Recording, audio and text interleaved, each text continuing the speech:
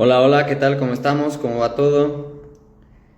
Vamos a iniciar este en vivo, un en vivo súper interesante para ver, para analizar, sobre todo áreas muy importantes del tronco del encéfalo, súper importantes. Vamos a entender muchísimas cosas, muchas intervenciones clínicas, diagnóstico y tratamiento, no solamente de pacientes con dolor crónico, no, de pacientes en general complejos, pacientes con trastornos gastrointestinales, pacientes con trastornos del sueño, pacientes con estrés postraumático, pacientes con trastornos orofaciales, temporomandibulares, etcétera, están muy relacionados con el tronco del encéfalo. Entonces es súper interesante el en vivo de hoy.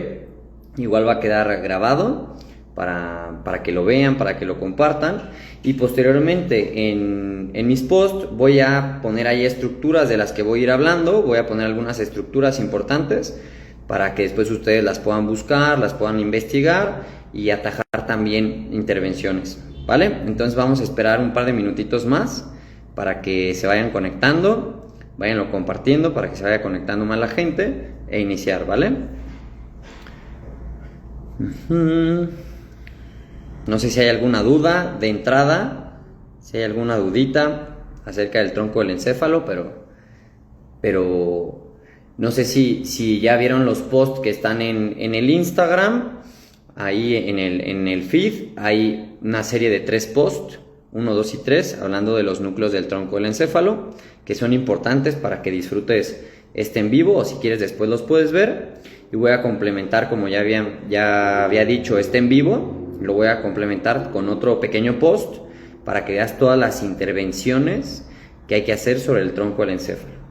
Y es que miren, el tronco del encéfalo es una estructura muy importante, muy importante. Primero, en el desarrollo ontogénico del cerebro, o sea, cuando el cerebro se va desarrollando de manera intrauterina, hay que entender que el flujo de oxígeno que migra a través de las arterias umbilicales al bebé, porque el bebé está en un medio acuoso, lo detectan áreas a nivel del tronco del encéfalo en el bebé. Ya después les pondré los núcleos, que es muy importante esto que estoy diciendo. Fíjense bien, los primeros estímulos que recibe de retroalimentación propioceptiva un humano, los primeros estímulos que recibe de nutrición un humano, los primeros estímulos que recibe de oxigenación un humano, incluso dentro del útero, están a nivel del tronco del encéfalo. Y esto es muy importante porque voy a empezar desde el útero, pero después me voy a ir hacia el adulto, después me voy a ir hacia nuestro paciente actual. Entonces esto es muy interesante porque si la madre tuvo un buen embarazo y un buen desarrollo, eso va a programar todo el desarrollo psicomotor de un humano en el futuro. Va a programar la propensión a sensibilidad, a sensibilizar rutas, como rutas relacionadas con el estrés, y va a ser propenso a que el sistema inmune y endocrino del bebé tengan un correcto desarrollo. Entonces fíjense bien, yo pregunto, ¿cuál es el primer o los primeros movimientos que capta un cuerpo humano? No sé si alguien quiera comentar de los que está viendo. ¿Cuáles son los primeros movimientos que capta un cuerpo humano? O sea, dentro del útero de la madre. A ver, ¿qué se les ocurre? ¿Cuáles pueden ser?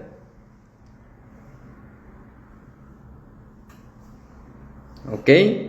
Pues la madre, cuando se está moviendo, cuando se mueve la madre, el bebé empieza a oscilar, se agita, ese bebé se agita dentro del útero de la madre. Entonces, si la madre hace ejercicio, que esto es clave y es muy importante. Las madres embarazadas tienen que moverse, tienen que ejercitarse para que el bebé oscile en diferentes patrones de ritmo dentro del útero. Esto es fundamentalmente importante porque la retroalimentación propioceptiva inicia dentro de la vida intrauterina y va formando la neurología del tronco del encéfalo, que después va a ser fundamental en el adulto. Entonces, si la madre tiene actividad, esas oscilaciones intrauterinas son captadas por receptores y esas aferencias van a llegar al tronco del encéfalo, sobre todo entre las semanas 7 y 9. De ahí, después de la semana 7 y 9, ya van conectando con más áreas, con muchas más áreas. Entonces, fíjense bien cómo nuestro sistema nervioso, el movimiento de nuestro sistema nervioso, se comienza programando dentro del útero de la madre. Y esto es clave. ¿Por qué? Porque dentro del útero de la madre no tenemos un medio de oxígeno, estamos dentro del agua. Y nosotros captamos oxígeno que va a retroalimentar quimiorreceptores que están a nivel del tronco del encéfalo en centros cardiorrespiratorios acerca del flujo vascular que le va llegando al cerebro para construirse también. O sea que dentro del útero vamos madurando el tronco del encéfalo conforme la madre se mueve, conforme la madre se va moviendo y con el flujo vascular y de nutrientes que nos entran vía arterias uterinas, y de esa manera vamos construyendo y refinando nuestra neurología incluso dentro del útero. Está cañón, pero hay otro paso importante, porque cuando nosotros pasamos por el canal de parto, al pasar por el canal de parto, esa retroalimentación propioceptiva también estimula la neurología de la múltiple conexión, de la conexión de redes neuronales desde el tronco del encéfalo hacia el cerebelo, hacia los ganglios basales, hacia el sistema límbico y la corteza, que estarán mucho después. Entonces, fíjense bien cómo vamos afinando áreas con movimiento. Y los primeros movimientos que se dieron fueron pasivos, no activos. Y esto es algo que quiero que quede muy claro. La neurología del humano primero se programó de manera pasiva. ¿Por qué crees tú que la hidroterapia pasiva es efectiva en general para la retroalimentación propioceptiva consciente, para el manejo del sistema neurovegetativo, etcétera?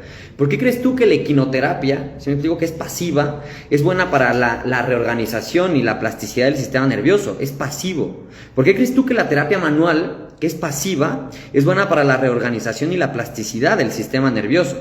Aunque sean pasivos, el ser humano tiene mecanismos para incorporar, para estimular al sistema nervioso a conectar desde lo pasivo también. Y es muy, muy importante, esto es muy importante. Porque bueno, tú me dirás, bueno, ¿y esto qué tiene que ver? Esto en general, ¿qué tiene que ver con mi paciente de hoy? Pues yo te digo, mira, las áreas del tronco del encéfalo dominan muchísima de la sintomatología, de la estática postural de tu paciente, muchísima. Tus pacientes con trastornos del sueño, tus pacientes con trastornos de la masticación, tus pacientes con trastornos de deglución, tus pacientes con dolor crónico, tus pacientes con trastornos digestivos, tus pacientes con estrés postraumático, tus pacientes con insomnio, todos estos pacientes no tuvieron, o fue un factor muy importante, un correcto desarrollo, o no ha habido un correcto desarrollo del tronco del encéfalo. Así que es clave, de verdad es clave. Porque al tronco del encéfalo le llegan muchas cosas, y se habla mucho de la médula espinal, y toda la sensibilización centromedular y la teoría de la metámera, y bueno, está perfecto. Pero hay que hablar del núcleo trigémino espinal, hay que hablar del núcleo del tracto solitario, ¿sí? Hay que hablar de todos esos núcleos, del núcleo gracil, del núcleo cuneiforme, del área postrema, del área prebranquial. Todas esas áreas son muy importantes, y ya después te digo, para que estés tranquilo, tranquila, que te los voy a anotar todos en un post para que veas qué hace cada núcleo y para que veas cómo estimularlo. ¿Vale? Para que veas cómo estimularlo. Pero ahorita hay un buen de investigaciones para trabajar a nivel del núcleo del tracto solitario. del núcleo de tracto solitario. Sabes tú, no sé si haces terapia manual, si eres osteópata o en general sabes del núcleo del tracto solitario, pero llegan un chorro de aferencias vagales, llegan un chorro de aferencias del glosofaringio, pero también del trigémino, también del espinal, también del facial. No, es un área súper interesante. Y todos, sí, ¿no? El núcleo del tracto solitario y las aferencias que vienen de esos receptores, de esos nervios que llegan y se integran para dar una respuesta. ¿Ok? Pero a nivel del núcleo del tracto solitario también se percibe la cantidad de oxígeno que hay en el cuerpo. Sí. No solamente el seno, el cuerpo carotídeo y áreas de los centros cardiomotores en el tronco del encéfalo tienen quimiorreceptores. Esto es súper importante porque el núcleo del tracto solitario tiene quimiorreceptores que detectan la cantidad de oxígeno y dióxido de carbono de tu cuerpo. Entonces es clave entender que la terapia pasiva, la terapia con respiración, con cambios en la dinámica de gases, hipoxia, hipercapnia, eso va a estimular mucho al núcleo del tracto solitario y va a regular como respuesta en general respuestas vagales, respuestas trigeminales, espinales, faciales, del glosofaringio, etc. O sea, es así, es la verdad. Pero otra cosa importante, el núcleo del tracto solitario también tiene receptores de glucosa. También. Y de esto no se habla. Pero muchos núcleos en el tronco del encéfalo tienen receptores de glucosa. O sea que si tú tienes un desbalance, ¿sí? Un desbalance. No estoy diciendo que los necesiten para su metabolismo. Estoy diciendo que tienen receptores de glucosa para saber la cantidad de flujo metabólico que hay en tu cuerpo.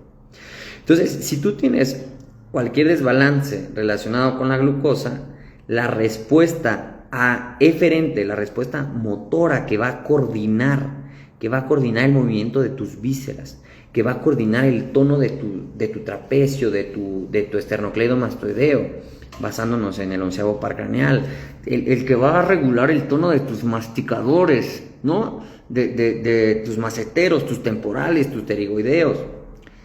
Todo eso está condicionado también a la percepción de glucosa. Entonces, aferencias de mecanotransducción mecánicas, químicas, llegan a esos núcleos y con eso se perfila una respuesta. Pero no solo eso, también el núcleo del tracto solitario tiene receptores del balance hidroelectrolítico de tu cuerpo.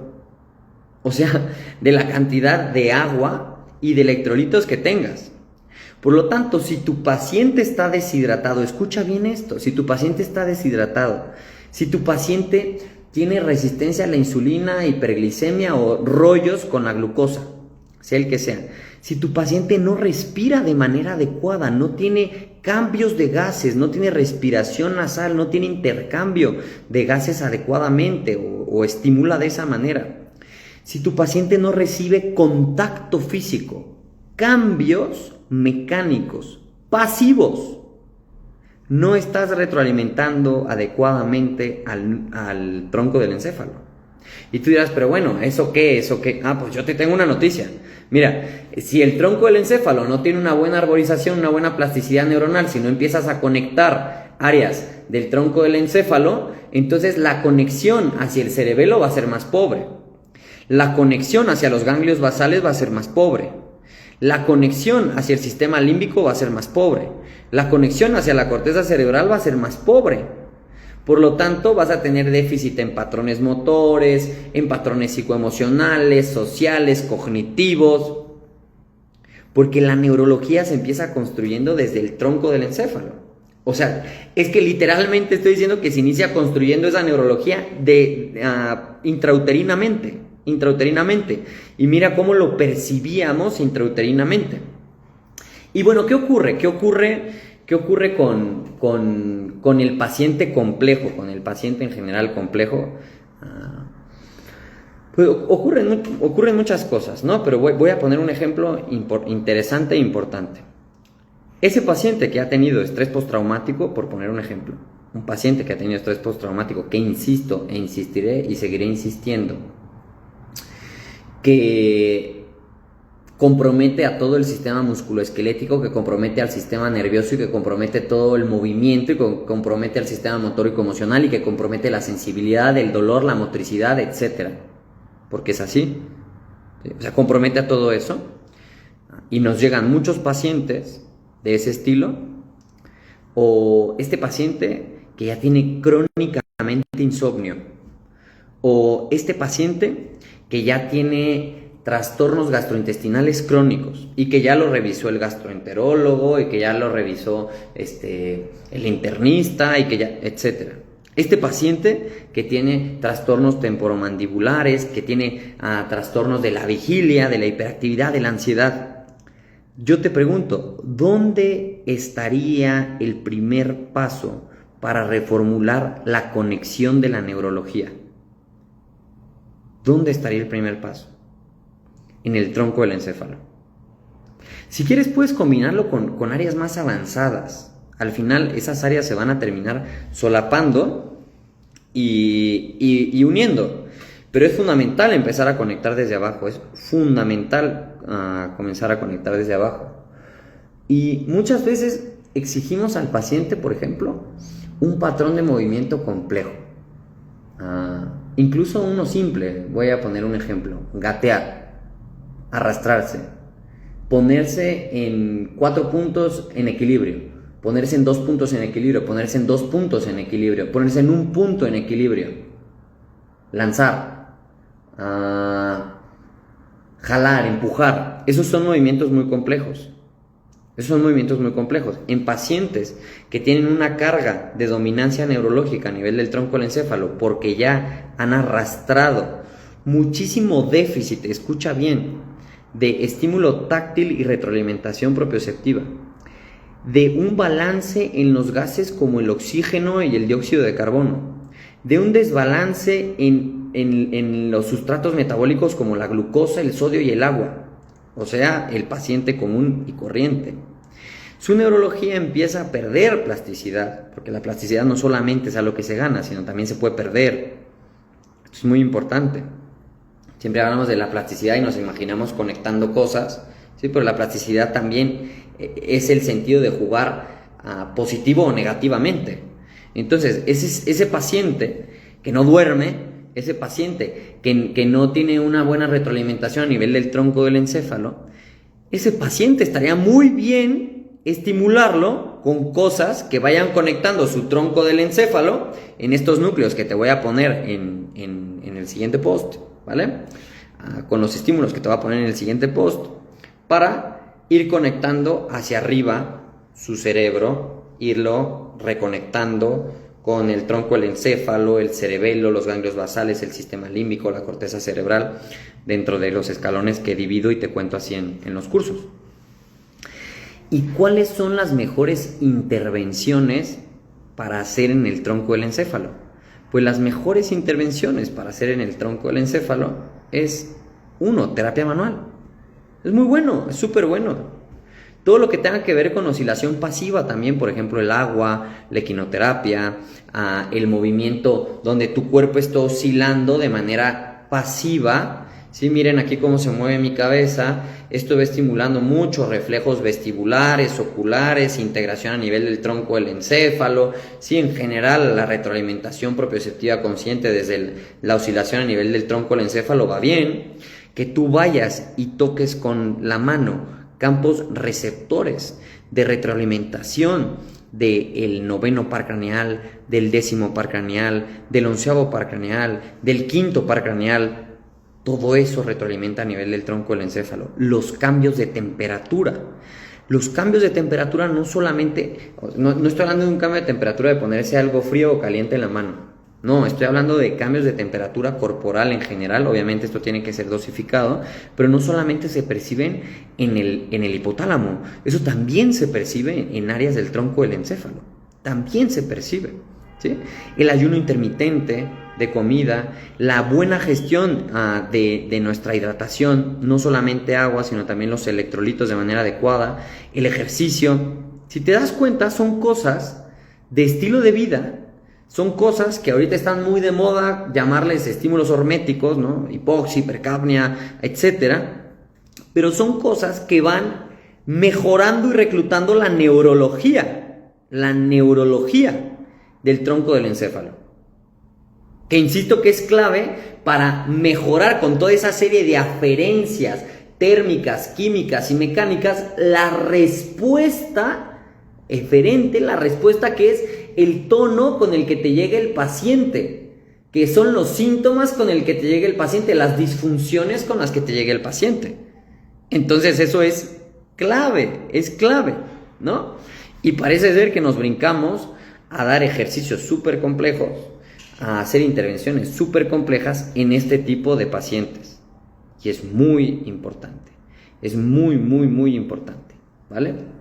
Entonces, es clave en general, es clave dar estos estímulos en estas áreas que te voy a contar, estos estímulos que hay que dar. Sí, parte de la medicina de estilo de vida, pero parte también del raciocinio, de entender cómo se programa el movimiento humano.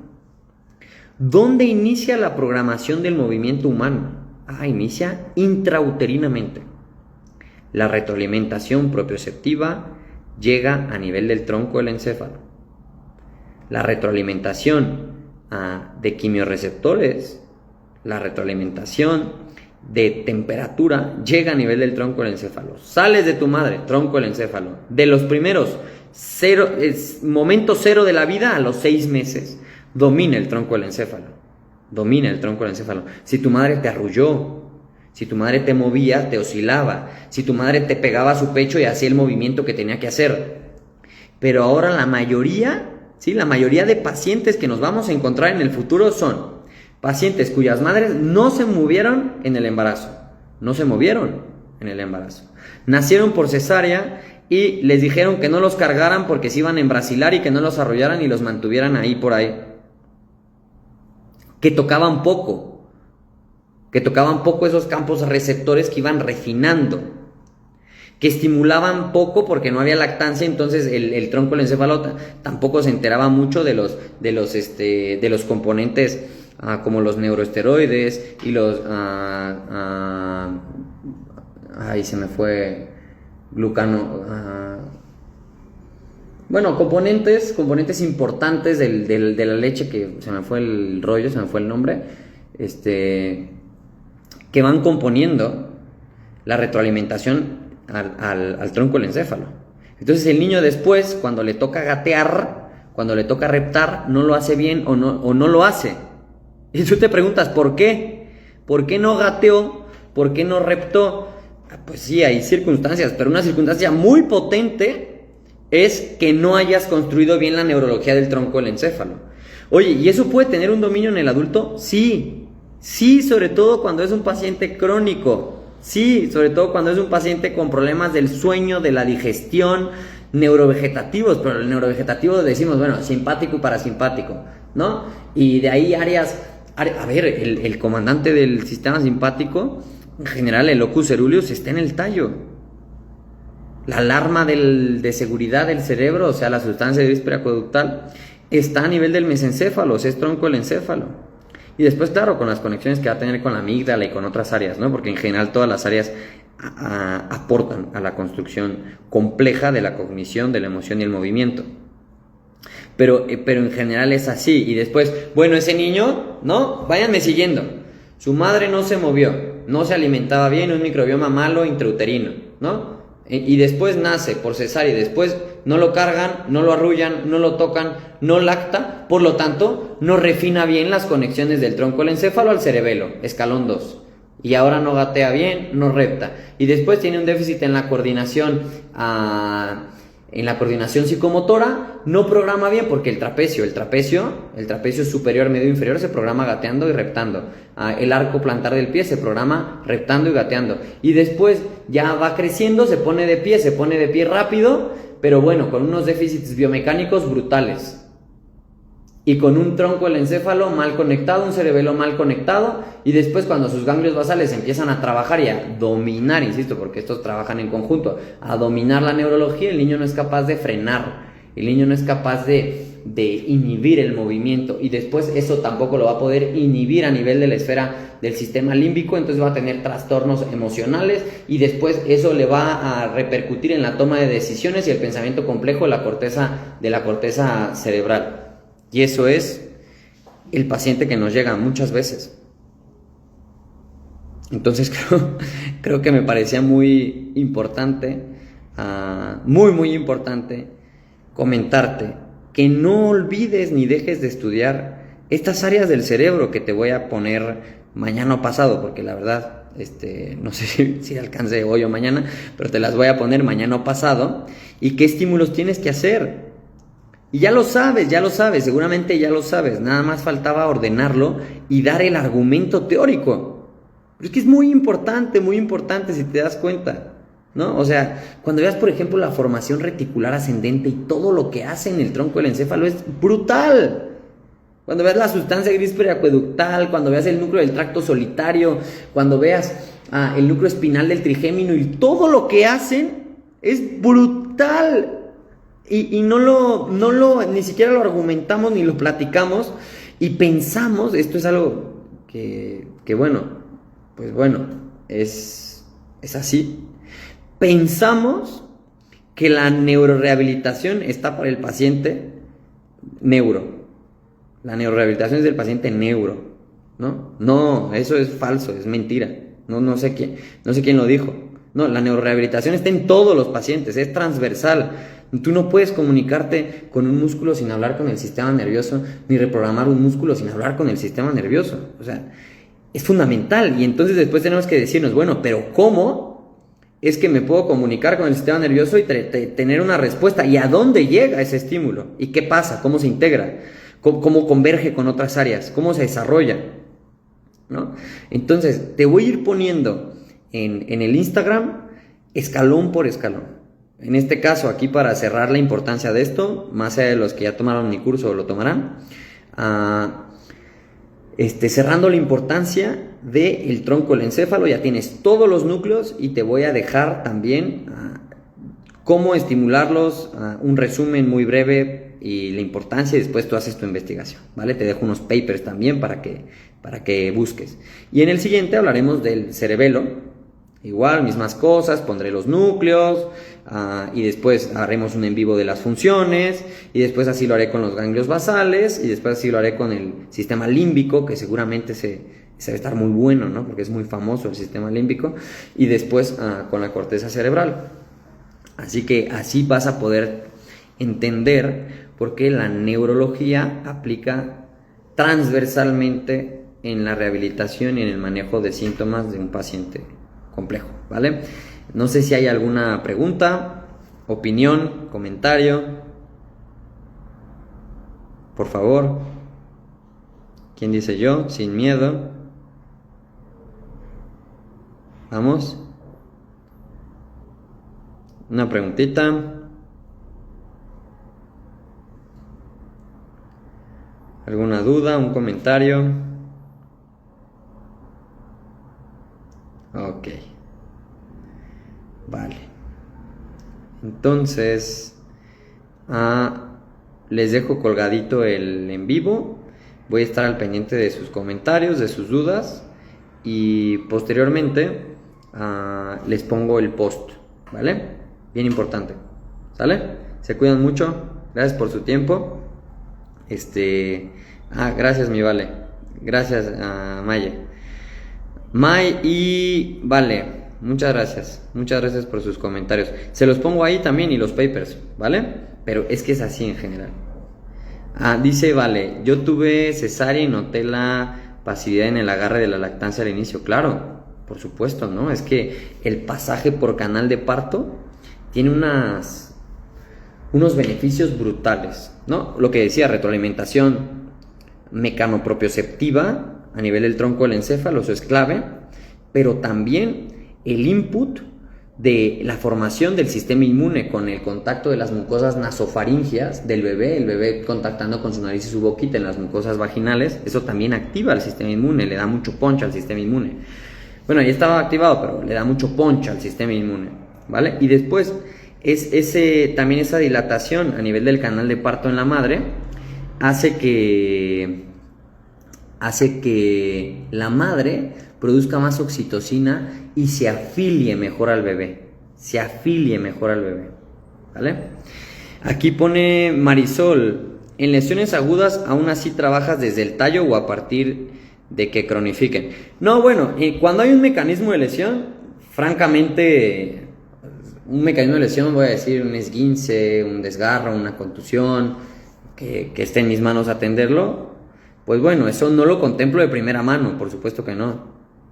No lo contemplo de primera mano, ¿no? Marisol. Ya en el paciente complejo, sí, seguro. Y pregunto, tú me conoces, Marisol, pregunto desde el útero. Y después hay cosas motoras que podemos hacer, para ir conectando tronco del encéfalo, cerebelo, ganglios basales, sistema límbico y corteza cerebral. Hay ejercicios que hacer, ¿no? Otra cosa para que no se me vaya, súper interesante. Si tú quieres identificar a un paciente que esté muy metido en el tronco del encéfalo, o sea, que su dominancia, porque insisto que todo el cerebro funciona en conjunto, pero su dominancia, lo voy a decir, está en el tronco del encéfalo, es ese paciente que cuando se acuesta en la camilla, su cabeza queda en hiperextensión. Y bueno, no es como que tenga mucha rigidez a nivel de la columna torácica, que puede ser una razón, ¿verdad? ¿No? Pero en general, un paciente que se acuesta con un patrón de extensión cervical, con rotación interna de húmero y rotación externa de cadera, eso es dominancia neurológica del tronco del encéfalo, ¿vale? Es una manera muy bonita, aparte de con preguntas, verlo. Y pues ahí habrá que hacer esos inputs que te voy a comentar y dónde llegan y cuál es la respuesta que esperamos, ¿no? Pero eso es un buen hack para que tú te des cuenta dónde puede estar el problema en tu paciente, ¿no? Insisto que no es que solo funcione el tallo, no, yo no estoy diciendo eso, estoy diciendo que domina, ¿vale? A ver, más preguntas. Carlos, gracias por los comentarios, muchas gracias. Mi Marisol ya quedó, vale, excelente. May, muchas gracias. A ver si hay otra preguntita. Ok, excelente, muy bien.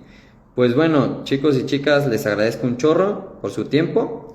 Voy a dejar colgadito el live, ahí espero sus preguntas, sus comentarios, y en un par de días subo el post con lo que platiqué por acá. Un abrazo, chao, bonita noche.